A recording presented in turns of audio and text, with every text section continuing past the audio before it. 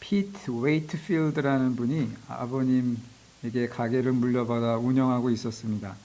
그런데 어느 날 작은 소녀가 추위로 발을 동동 구르며 밖에서 가게 안을 쇼 윈도우를 한참을 들여다보더니 이윽고 들어섭니다. 저기 진열된 목걸이 참 예쁘네요. 좀 싸주세요. 누구에게 주려고 그러니? 우리 언니에게요. 저는 엄마가 없어서 언니가 저를 키웠거든요. 언니에게 줄 크리스마스 선물을 찾고 있었는데 저게 마음에 들어요. 우리 언니도 분명히 좋아할 거예요. 돈은 있고, 네, 제 저금통을 다 털었어요. 이게 전부예요. 그러면서 수건을 푸는데 자기가 가져온 동전을 다 쏟아 놓았습니다. 가격에 대해서 잘 모르는 거죠. 이 가게 주인 피트는 그 순간 마음에 좀 감동이 들어서 그 목걸이에 정가표를 슬며시 떼고는 예쁘게 포장을 해주었답니다. 내 이름이 뭐니? 바바라 메이예요. 그래, 조심해라. 집에 갈 때 잊어버리지 않게. 네. 그리고 소녀는 갔습니다. 크리스마스 이브 저녁이 되었는데 한 젊은 여인이 가게에 들어서서는 자기가 팔았던 수정구슬 목걸이를 내놓았습니다. 이 보석 여기서 파시는 거 맞나요? 네, 맞습니다. 이거 진짜 보석인가요? 네, 진짜입니다. 비싼 건 아니지만 진짜 보석입니다. 누구에게 파셨는지 기억하세요? 물론이죠. 바바라 메이입니다. 우리 아이는 이것을 살 돈이 없는데요. 그러자 피트란 분이 얘기했습니다. 그 소녀는 충분히 지불했습니다. 자기가 가진 모든 것을 냈거든요. 오늘 말씀에도 자기가 가진 모든 것들을 예수님께 쏟아부은 한 여인의 이야기가 나옵니다. 마리아인데요. 많은 사람 앞에서 그런 행동을 한다는 게 사실 쉬운 건 아닙니다. 그런 마음을 갖는 것도 귀하지만 그걸 이렇게 표현할 수 있다는 것도 상당한 용기가 필요한 일이죠. 더군다나 그 당시 남성 위주의 사회에서 대부분 남자들이 모여서 예수님 말씀 듣고 있는 그 자리에 예수님에게 가서 그런 사랑과 헌신을 표현했습니다. 사랑이 강렬하면 체면이나 다른 사람의 생각, 평판은 중요하지 않습니다.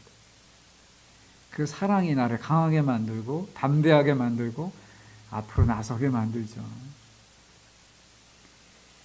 여기서 말하는 이 나드향은 거의 시가가 300데나리온, 그러니까 1년 연봉에 가까운 값어치가 있는 돈입니다. 보통 처녀들이 혼수물로 준비하는 물건인데요. 마리아가 그것을 예수님께 깨서 부었다라고 하는 것은 나의 결혼, 나의 미래보다 지금 내 앞에 계신 주님이 더 귀합니다 라는 헌신과 사랑의 표현이죠.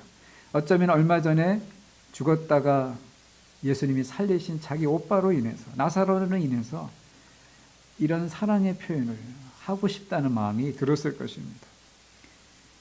그런데 흥미로운 것은 다른 사람들은 그것을 이해 못했다는 거예요. 심지어 예수님의 제자들마저도, 모든 것들을 버리고 예수님을 따르던 제자들 중에도 그것을 이해 못해서 이거는 낭비인데 라는 생각을 가진 사람이 있었다는 거예요. 특별히 가룟 유다는, 돈에 욕심이 많았던 가룟 유다는 이걸 왜 팔아서 부지에 쓰지 않느냐, 한번 이렇게 세레머니하고 끝낼 돈이 아니다.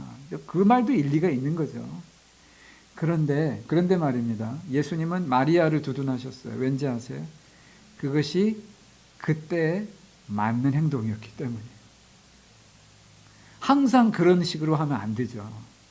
매번 예수님 만날 때마다 돌아가면서 향유를 붓고 그러면 안 되겠죠. 근데 단 한 번 있던 이 사건은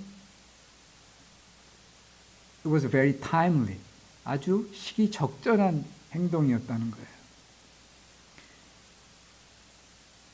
왜냐하면 예수님께서 이 행동을 나의 장례를 예비한 거라고 하시잖아요.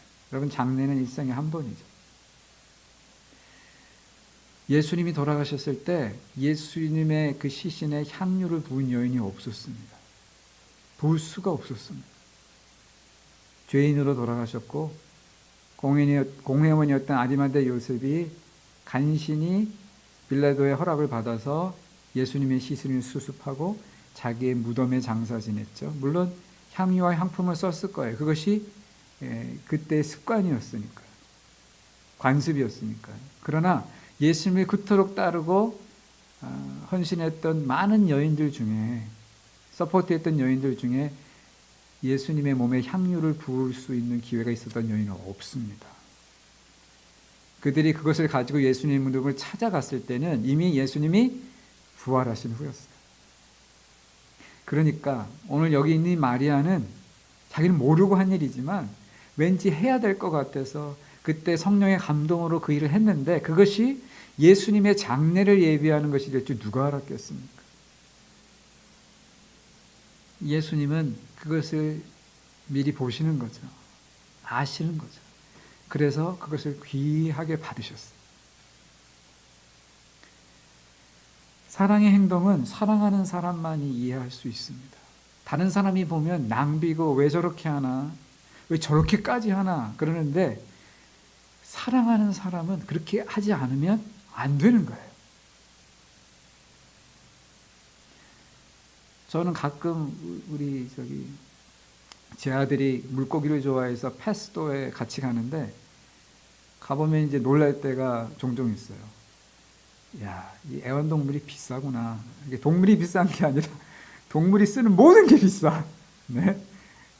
사료부터 시작해서 저 개가 먹는 밥을 보고 깜짝 놀랐어요. 제가 먹는 밥보다 훨씬 비싸더라고요. 개가 먹는 고기, 비스켓, 디저트도 있는 거 아세요? 개가 먹는 아이스크림이 따로 있습니다. 사람이 먹는 것보다 몇 배로 비싸요. 그게 팔리니까 파는 거예요.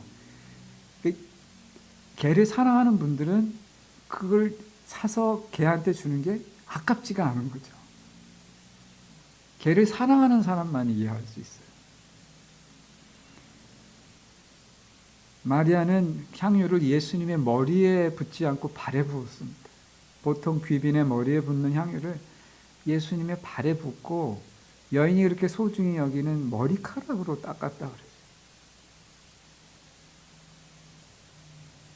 나는 예수님의 머리에 기름을 부을 자격이 없는 사람입니다. 주님의 발 아래 엎드린 마리아의 심정을 볼 수 있고요. 자기의 모든 자존심을 다 내려놓고 자기의 가장 귀한 것으로 예수님의 가장 더럽다고 여겨지는 발을 닦는 그녀의 행동은 정말 진정한 헌신이 무엇인지를 오늘 우리에게 가르쳐 주죠. 사랑하면 오리만 가도 되는데 심리를 가는 것 같아요. 머리에 부어도 되는데 발에 붓고 수건으로 닦아도 되는데 머리카락으로 닦는 거죠. 사랑의 원자탄 손양원 목사님 아시죠? 여수 순천 반란 사건때 자기의 두 아들, 23살 된 동인, 18살 된 동신, 두 아들이 한 청년에게 죽임을 당했습니다. 공산 사상을 가진 반란군 청년에게 안재선입니다. 결국 체포됐고 사형을 언도받았어요. 그런데 이 손 목사님이 가서 그 청년의 석방을 탄원해서 결국 살려냅니다. 내가 책임지고 가르쳐서 바른 사람 만들겠습니다. 오리를 간 거죠, 사랑으로. 그런데 손 목사님은 거기서 멈추지 않고 심리를 가요. 그 안재선을 자기 양아들로 삼잖아요. 하나님의 사랑이 우리 안에 넘치면 오리만 가도 되는데 심리를 갑니다. 그냥 설거지만 하면 되는데 그릇 정리까지 하는 거고 쓸기만 하면 되는데 걸레질까지 하고 그냥 말로만 친절하게 하면 되는데 실제로 도와주고 사랑을 베푸는 거죠. 저와 여러분도 처음 예수님 믿고 한참 은혜 충만했을 때는 주님을 위해서 뭐든지 할 수 있을 것 같았는데 시간이 지나면서 신나던 그 감격이 점점 줄어들고 왠지 봉사가 의무가 되고 부담이 되고 그럴 때도 있습니다. 일이 힘들어진 걸까요? 아니요. 우리의 사랑이 좀 식은 거죠. 그럴 때 어떻게 하면 좋을까요? 대기업의 총수였던 분이 자기 사무실에 한 보배함에 낡은 작업복을 가지고 있었다는 이야기를 들은 적이 있습니다. 회사가 어렵거나 또 왠지 인생이 허무해질 때는 그 상자를 꺼내서 그 낡은 작업복을 꺼내서 들여다본다는 거예요. 그거는 자기가 처음 이 회사에 입사해서 말단 직원으로 일할 때 입었던 작업복입니다. 거기서부터 이 기업의 총수가 될 때까지 열심히 일했고 기업을 키워온 거죠. 그걸 보고 있노라면 다시 일에 대한 열정이 되살아나고 이번에도 할 수 있다는 용기가 생긴다는 거예요. 우리 기독교인들도 그렇게 처음 은혜 받았던, 처음 주님을 만났던 그 은혜의 자리, 첫사랑의 자리로 돌아갈 필요가 있습니다. 내 사랑이 좀 식는 것 같다. 신앙생활이 자꾸 힘들게 느껴진다. 좀 짜증스럽고 떠나고 싶다. 이런 마음이 들 때는 내 상황이 어려워진 게 아니고요. 내가 지금 상황을 바꿔야 되는 게 아니고 내 마음을 되잡아야 되는 거거든요. 다시 처음의 자리로, 초심으로 돌아가야 되는 거거든요. 주님이 나를 어떻게 부르셨는지, 내가 이 교회 처음 왔던 날, 처음 은혜 받던 날, 하나님의 사랑을 느끼고 깨닫고 울던 날, 정말 예수 믿는 게 너무 행복했던 그때로 돌아가는 거예요. 그때의 주님은 지금도 변함이 없으시거든요. 그때와 똑같은 사랑으로, 어쩌면 더 깊은 사랑으로 나를 사랑하고 계시거든요. 그 주님을 다시 만나야 됩니다. 오늘 마리아는 어쩌면 그전에도 주님을 사랑했지만 주님이 자기에게 너무 귀한 분이라는 걸 깨닫고 그 사랑을 다시 한번 표현함으로 오히려 자기가 불붙었을 거예요. 내 생명까지 드려도 아깝지 않다는 생각을 향유를 부으며 했을 겁니다. 사랑은 고백되어질 때 다시 불이 붙고 다시 일어납니다. 여러분, 최근에 주님에게 사랑을 고백해 보신 적이 있나요? 어떻게 고백하셨나요? 말로, 행동으로, 찬양으로, 어떤 결심과 헌신으로 사랑은 고백되어져야 합니다. 표현되어야 합니다. 그래야 식지 않아요. 자꾸 고백되고 또 표현되어야 그 사랑이 식지 않고 시들지 않고 계속 타오를 수 있습니다.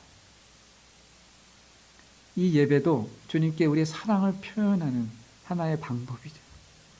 우리의 기도도, 찬양도, 봉사도, 헌금도, 우리가 주님 위해서 하는 모든 것들이 주님에 대한 사랑의 고백이에요.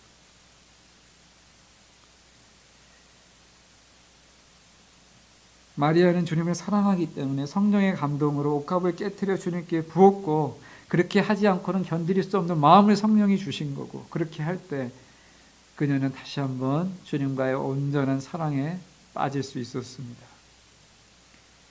사랑의 충동이 올 때 순종하십시오. 그것이 하나님이 나에게 주시는 감동이고 음성이고 인도하심이라고 믿으시길 바랍니다. 미리 다 계산하고 생각해서 하는 게 아니라 이유는 모르지만 그렇게 해야 될 것 같을 때 하세요.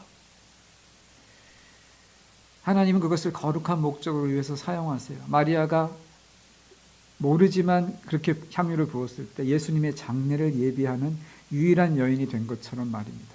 그것을 받은 예수님이 얼마나 마음의 위로를 받으셨겠습니까? 누군가를 위해 기도할 마음이 들 때가 있어요. 꼭 기도해야 합니다. 그 기도가 그 사람이 필요하기 때문에 나에게 시키는 거예요. 지금 저 옆에 있는 사람한테 전도를 해야 되나? 이런 생각이 들 때는 100% 전도해야 되는 거예요. 주님이 주신 마음이, 그렇지 않으면 그런 마음조차 들지 않았어요. 망설이지 마세요.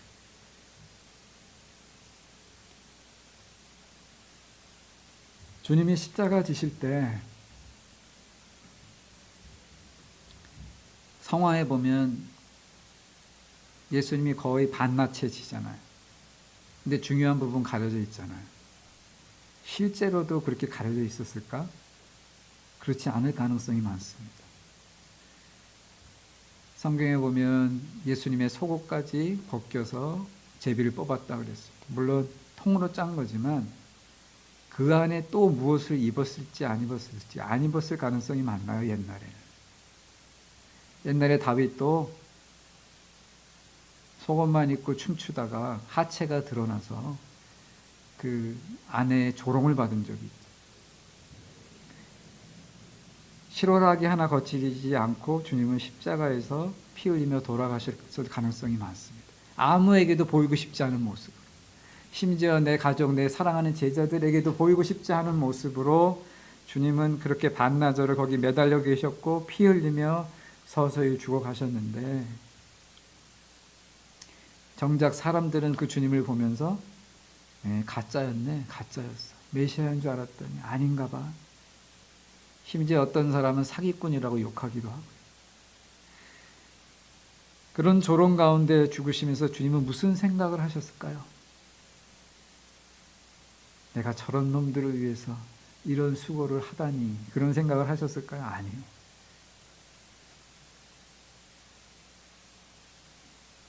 내가 당신들을 위해, 그 죄를 씻기 위해, 살리기 위해 죽을 수만 있다면 2번, 10번, 100번이라도 죽겠소 라는 마음으로 돌아가셨어요. 그래서 주님의 입에서 그런 기도가 나오잖아요. 주여 저들의 죄를 용서하여 주옵소서. 자기들의 하는 일을 알지 못하기 때문입니다. 끝까지 사랑하신 거죠. 그 사랑을 받은 저와 여러분은 주님을 충분히 사랑할 이유가 있습니다. 이 사순절에 주님이 다른 것 찾으시는 거 아니에요. 너의 사랑이 어디 있느냐?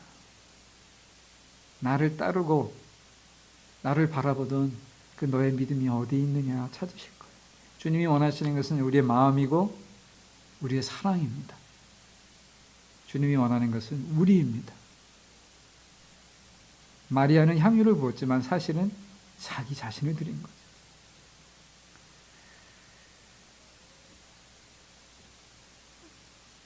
우리나라 최초의 세례식은 1897년 여름이었습니다. 5명이 세례를 받았습니다.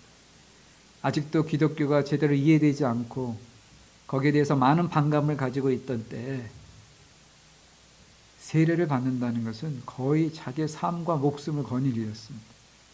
그 중에 한 사람이 여자였습니다. 유씨 부인이라는 분이었는데, 이 부인은 아들을 낳지 못하고 딸만 둘을 낳았기 때문에 거의 사람 대접받지 못하고 살고 있었습니다. 그 당시 조선사회가 그랬죠. 여성의 가장 큰 의무는 아들을 낳는 거였습니다. 그러던 이 여인이 로이스 테이트라는 선교사를 통해서 복음을 듣고는 너무 기뻐했어요. 그리고는 남편의 눈을 피해 교회를 다니다가 어느 날 남편에게 고백을 합니다. 이게 계속 거짓말을 하면서 예수를 믿는 게 주님이 원하시는 게 아닌 것 같아서 남편에게 실토를 했어요. 나 사실 예수의 가르침을 배우러 다녔었다. 그러니까 남편이 개패드 팬 거예요. 여자가 배운다는 건 어리석은 짓이야. 암소같이 영리한 짐승도 배울 수 없는데 여자가 어떻게 배워? 죄송합니다. 제 말이 아닙니다. 그 당시 그 남자의 말입니다. 그래서 사정없이 때렸습니다. 아들도 못 낳는 것이 그나마 목숨이라도 유지하고 싶으면 남편 말이라도 들어야 될 거 아니야. 다시 또 가면 죽을 줄 알아. 갔을까요? 안 갔을까요? 또 갔습니다. 온갖 구타와 협박, 핍박에도 교회를 다니고 조금도 굽히지 않았어요. 놀라운 일은 유씨 부인이 자기의 딸들에게 이름을 지어줬다는 거예요. 이 기간에. 그 당시에는 여러분 여자에게 이름을 지어주지 않는 경우가 많았습니다. 여자는 이름도 없었어요. 그래서 꼭 불러야 되면 신체 특징으로 불렀습니다. 사마귀, 이 부러진 여자, 뭐 뚱뚱이 이런 식으로 그런 식으로 불렀지 이름이 없었어요. 그런데 이 유씨 부인이 설교를 들으면서 하루는 예수님이 회당장의 딸을 살리신 그 이야기를 들으면서 예수님이 여자아이를 귀하게 여기셔서 그 목숨을 귀하게 여기셔서 살려주셨다는 얘기를 듣고 너무 기뻤던 거예요.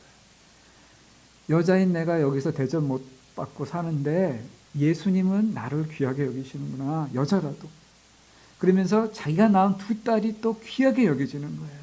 예수님은 내 딸들도, 내 남편은 하찮게 보지만, 우리 시댁은 하찮게 보지만 내 딸들도 예수님은 귀하게 여기신다. 그래서 큰 딸을 큰 보배, 작은 딸을 작은 보배라는 이름으로 줬다는 거예요. 유씨 부인이 세례를 받았습니다. 그리고 세례 받고 나서는 얼마 안 돼서 아들을 낳았어요. 그녀의 수치를 벗게 해주신 거죠. 할렐루야. 여러분, 옛날 우리 믿음의 선조들은 이렇게 모든 걸 걸고 믿었어요. 주님에 대한 그 사랑에 감격해서 자기도 모든 것을 드렸어요. 지금도 전 세계적으로 기독교가 핍박을 받고 있습니다. 세계복음주의 연맹 종교자유위원회에서 발표한 통계에 따르면 현재 2억 6천만 명의 기독교인이 믿음 때문에 가혹하게 핍박을 받고 있대요. 전체 기독교 인구의 약 10%입니다. 매일 평균 8명이 순교하고요. 10명이 구금되거나 투옥이 되고 25개의 교회나 기독교 건물이 공격을 당해요. 아직도 우리는 지금 순교의 시대에 살고 있는 겁니다. 우리는 미국에 살고 종교의 자유를 갖고 있기 때문에 못 느끼지만 세계 곳곳에서는 아직도 주님을 위해 목숨을 거는 자들이 있어요. 그들이 왜 그렇게 할까요? 기독교를 핍박하는 단체들이 있으니까? 아니요. 핍박하는 단체가 있어도 예수 안 믿으면 핍박 안 받아요. 그건 선택이에요.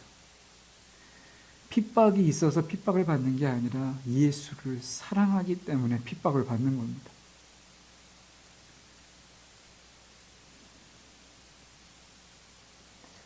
평생을 아프리카에서 선교했던 리빙스턴 선교사님 말년에 사람들이 그를 찾으러 갔었고 다시 영국으로 데려오려고 했었습니다. 이제 선교사님 충분히 했습니다. 충분히 희생하셨습니다. 이제 집에 갑시다.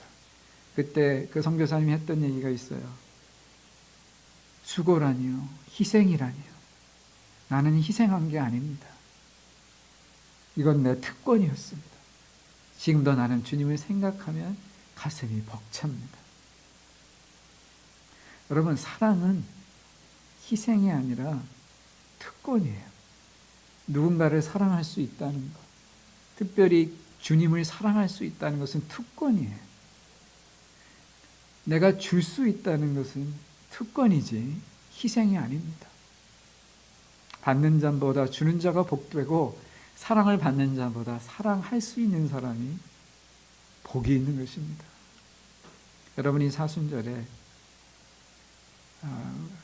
우리의 믿음이 어디까지 이르렀든지, 여러분이 주님과의 관계에 어디 지금 상태에 있든지 처음 사랑, 처음 은혜를 기억하고 다시 주님과의 가까운 그 자리로 가게 되는 저 여러분이 되기를 간절히 바랍니다. 모든 것은 거기서부터 다시 시작되고 엉키고 막혔던 문제들도 다시 거기서부터 풀리기 시작할 겁니다. 은혜의 자리, 첫사랑의 자리, 주님을 만났던 자리, 거기가 내 자리입니다.